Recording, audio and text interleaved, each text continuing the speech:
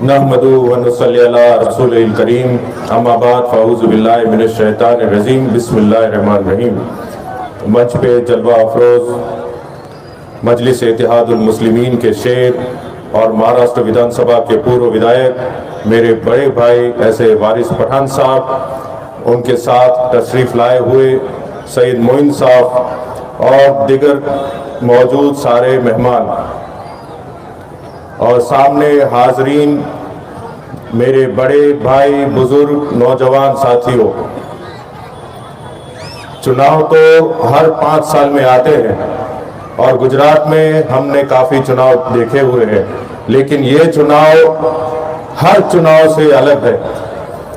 हम 70 साल से वोट तो करते आ रहे हैं गुजरात में, लेकिन मैं आज आपसे कुछ पूछने आया हूँ कि 70 साल से हमारे पास जब ये लोग वोट मांगने आते थे, हमने वोट दिए हैं तो सिर्फ 2 कारण से वोट देते थे। पहला कारण ये था हमारा कि हम आरएसएस को, संघ परिवार को, भाजपा को, विश्व हिंदू परिषद को रोकना चाहते थे, इसलिए कांग्रेस हमारा वोट लेकर जाती थी कि हम कांग्रेस को वोट देंगे, इनको हम रोकेंगे। दूसरा कारण वोट देने का ये होता है कि हमारे पास सड़कें आएंगी, हमारे पास पानी आएगा, हमारे पास गटरें आएंगी, हमारे पास अच्छे स्कूल आएंगे, हमारे पास अच्छे अस्पताल आएंगे। क्या 70 साल के अंदर हम लोगों ने इनको वोट देके क्या संघ परिवार को, आरएसएस को, भाजपा को रोकने में हम कामयाब रहे हैं? क्या इनको हमने वोट दिया? क्या हमारे एरिया में डेवलपमेंट हुआ है? क्या आपके पास सड़कें बन चुकी हैं? क्या आपके पास पानी की किल्लत नहीं है? क्या आपके पास गटरों की समस्या नहीं है? आज भी हमारे पास प्राथमिक जीवन जरूरियातें की जो समस्याएं होती हैं वो आज भी हमारे बीच मौजूद है। तो फिर इनको वोट देने से क्या मतलब? अगर हम दोनों में से हमारा कोई भी मकसद पूरा ना होता हो तो ये हमारा वोट किस लिए ले जाते हैं? एक बात मेरी जान लीजिएगा, आपकी और मेरी लड़ाई और कांग्रेस की लड़ाई में फर्क है मेरे भाइयों। आपकी और मेरी लड़ाई सोच की लड़ाई है। हमारी ये लड़ाई भाजपा आरएसएस के विचारधारा के सामने की लड़ाई है और कांग्रेस की लड़ाई सिर्फ और सिर्फ सत्ता हासिल करने के लिए रही है। हाल ही में राजस्थान के अंदर कांग्रेस का चीफ मिनिस्टर है, अशोक गहलोत उनके चीफ मिनिस्टर है, लेकिन डूंगरपुर जिला पंचायत के चुनाव हुए तो बीटीपी में से सलीम भाई जिला पंचायत के अध्यक्ष बन रहे थे। 13 सीट बीटीपी की आई थी और 8 सीटें आई थी भाजपा की और 6 सीटें आई थी कांग्रेस की। तो कांग्रेस ने सलीम भाई को समर्थन नहीं दिया जिला पंचायत का अध्यक्ष बनने के लिए, पर कांग्रेस ने भाजपा को समर्थन दिया और भाजपा का आज भी जिला पंचायत का अध्यक्ष वहां पे बैठा हुआ है। उसी तरह महाराष्ट्र के अंदर आप देखिए कि कांग्रेस ने शिवसेना को समर्थन दे के बाल ठाकरे के बेटे को वहां पे चीफ मिनिस्टर बना के रखा हुआ है। क्या बाल ठाकरे ने 92 में क्या कहा था? हम नहीं जानते। क्या बाबरी मस्जिद के लिए उसने क्या कहा था? हम नहीं जानते। क्या उसके बाद जो हुए फसादात में उन लोगों ने क्या कहा था? हम नहीं जानते। श्रीकर कृष्ण कमीशन के रिपोर्ट में उनके बारे में क्या कहा गया था? हम नहीं जानते। तो यह आप बात समझ लीजिए कि हमारी लड़ाई और कांग्रेस की लड़ाई में फर्क है मेरे भाइयों। हमारी लड़ाई और कांग्रेस की लड़ाई में फर्क ये है, हमारी और इनकी लड़ाई में सोच का फर्क रह गया है। वो सिर्फ और सिर्फ सत्ता के लिए लड़ना चाहते, आप और मैं, हमारी लड़ाई अब यहाँ पे वजूद की लड़ाई रह चुकी है। हमारे बच्चों को रोड पे एक जानवर के लिए घसीट के मॉब लिंचिंग करके मार दिया जाता है। हमारा बच्चा अच्छी पढ़ाई कर लेता है और आईपीएस आईएएस बन जाता है तो उसको आईएएस आईपीएस का जिहाद बता दिया जाता है। हमारे पास आज मुसलमान के घर बच्चा पैदा होता है तो वो सोचता है कि मैं इसका नाम औरंगजेब रखूं या ना रखूं, मैं इसका नाम तैमूर रखूं या ना रखूं, मैं इसका नाम बाबर रखूं या ना रखूं। ये है हमारी हालत। हम कितनी शादी करेंगे ये तय ये करना चाहते हैं, हम कितने बच्चे पैदा करेंगे ये तय ये करना चाहते हैं, हम कैसे तलाक देंगे ये तय ये करना चाहते हैं। इस सब का इन सब की वजह एक है कि आज तक हमने जिसको अपना लीडर बना के रखा था वो सिर्फ और सिर्फ अपने मसाद के लिए, अपने बेनिफिट के लिए चुनाव लड़ती थी। आपके और मेरे हुकूक की लड़ाई उन्होंने कभी नहीं लड़ी है। आपके और मेरे हुकूक की लड़ाई 70 साल में किसी ने उठाई है तो बैरिस्टर असदुद्दीन शहीद ओवैसी साहब ने उठाई है। आज जिस तरीके से पार्लियामेंट में वो नरेंद्र मोदी के सामने, अमित शाह के सामने और पूरी पार्लियामेंट में हर किसी के सामने आपकी और मेरे हक की और हुकूक की आवाज बेबाकी से उठाते हैं। मेरे भाइयों, ऐसा कोई 70 साल में पैदा नहीं हुआ जिस तरीके से हमारे सदर साहब हमारी और आपकी आवाज उठाते हैं। हर पार्टी को वोट की और लोगों की जरूरत रहती है। ये चुनाव में मजलिस को भी हमारी जरूरत है, लेकिन एक बात याद रखिएगा, जितनी जरूरत मजलिस को हमारी है उससे ज्यादा जरूरत गुजरात के मुसलमानों को, दलितों को, आदिवासियों को, गरीबों की मजलिस की है।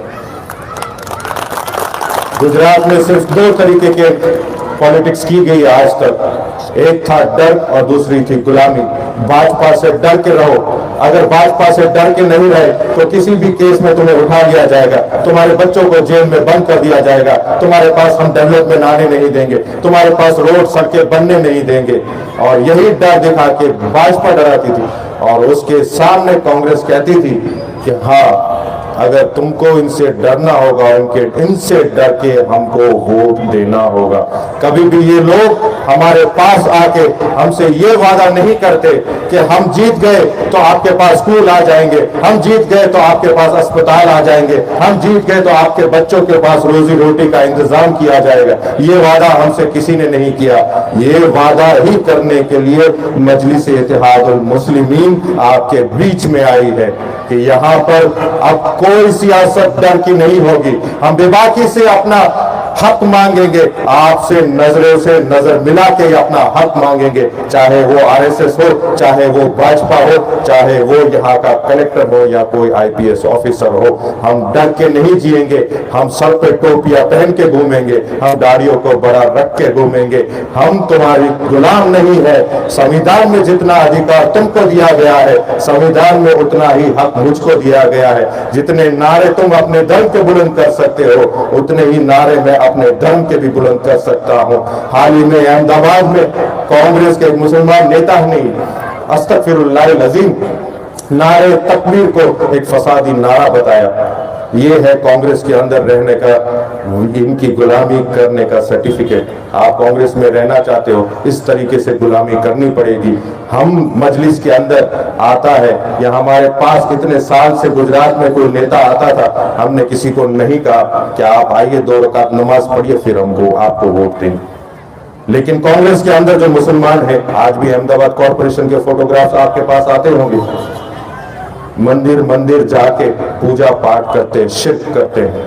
ये क्या करने की जरूरत है तुमको? हम तो किसी को नहीं कहते कि वोट चाहिए तो 2 रकात नमाज पढ़ो। तुम्हारा धर्म तुम्हें मुबारक, मेरा धर्म मुझे मुबारक। शिर्क करूंगा नहीं और शिर्क के लिए वोट मांगूंगा नहीं। ये राजनीति बदलने की जरूरत है और ये राजनीति बदलने का सिर्फ एक ही मंच है, वो है मजलिस इत्तेहादुल मुस्लिमीन। ये मजलिस का पहला चुनाव है गोधरा के अंदर। 8 कैंडिडेट मजलिस के खड़े हुए हैं अलग अलग वार्ड से। मैं जब यहाँ स्टेज पे आया तो किसी ने मुझे बताया कि लोग ऐसे बोल रहे हैं 8 लोग खड़े रखे हैं मजलिस ने गोधरा के अंदर, 8 लोग क्या करेंगे? मैंने उनसे ये कहा, पार्लियामेंट में 2 लोग क्या करते हैं? और याद रखना, जो पार्लियामेंट में 2 लोग करते हैं वही मजलिस के 8 लोग यहाँ की नगर पालिका में करेंगे। कोई घबराने की बात नहीं, कोई डरने की बात नहीं। मजलिस के शेर इंशाअल्लाह ताला अनकरीब यहाँ की नगर पालिका में बैठे होंगे और फिर देखते हैं कैसे काम नहीं करते हमारे एरिया के, और फिर इस तरीके से नगर पालिका नहीं चलेगी। मेरे भाई, जितनी बड़ी तादाद में आप लोग आज यहाँ पे मौजूद हैं, जिस दिन उन्होंने कहा कि यहाँ गटर का काम नहीं हुआ, जिस दिन उन्होंने कहा यहाँ पानी की लाइन नहीं डालेंगे, जिस दिन उन्होंने कहा कि यहाँ पे हम सड़क नहीं बनाएंगे, मैं आपसे वादा करूंगा कि आप सबके बीच में मैं वापस आऊंगा और हम सब मिलकर नगर पालिका का घेराव करेंगे कि जब तक हमारे हक जब तक हमारे हक और हमारे हुकूकों को नगर पालिका नहीं देगी, यहाँ से घेराबंदी बंद नहीं होगी। ये हमारा संवैधानिक अधिकार है। हम इस देश के दूसरे दर्जे के नागरिक नहीं है। अगर किसी और एरिया में सड़क बनती है तो हमारा भी हक है, हम भी टैक्स देते हैं, हमारे पास भी सड़क बनेगी, हमारे पास भी डेवलपमेंट आएगा। वक्त की बड़ी कमी है। आप और मैं जिसका बेसब्री से इंतजार कर रहे थे, वारिस पठान साहब भी हमारे बीच में मौजूद है, जिनका हम सब सुनने का इंतजार कर रहे हैं। मोइन साहब भी हमारे बीच में मौजूद है। तो आपका बहुत ज्यादा वक्त नहीं लूंगा। अस्सलामु अलैकुम व रहमतुल्लाहि व बरकातुहू।